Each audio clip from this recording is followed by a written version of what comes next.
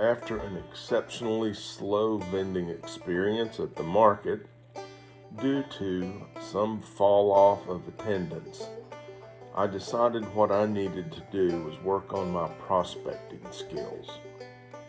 In my instinctive drive to find a rabbit hole is stronger than any divining rod, which brings me to my next point. Somehow I got on the tangent of prospecting for gold instead of clientele. So here we are.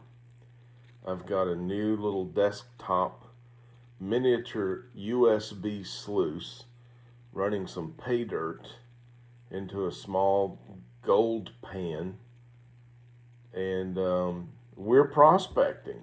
We're prospecting for gold.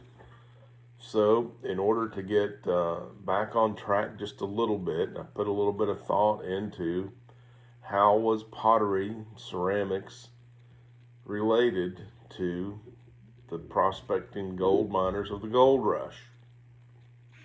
So internet sources tell me in the middle 1800s, during the gold rush in California, hundreds of thousands of prospectors flooded the state looking for their fortune, and the pottery followed them.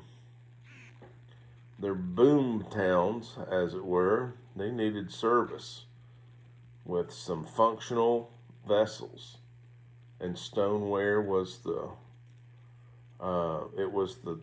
tie that bonds eastern settlements to western expansion.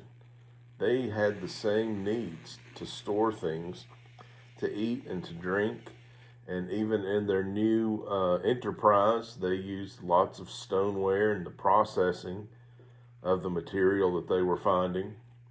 The material that they wanted, the gold, was associated with the clay, which acted as a false bedrock. So the prospectors became clay experts in the field. And if they could find the clay, they could find the gold. My face jugs would have been at home in a miner's camp just like they are here at an Appalachian museum. Miners sitting around after a hard day's work, telling jokes and lies and sharing superstitions. That would have been a great place for a face jug, but definitely some type of stoneware pottery was used to carry their whiskey. So even though it's a deep, dark rabbit hole to go prospecting for gold instead of clientele, there is a relationship.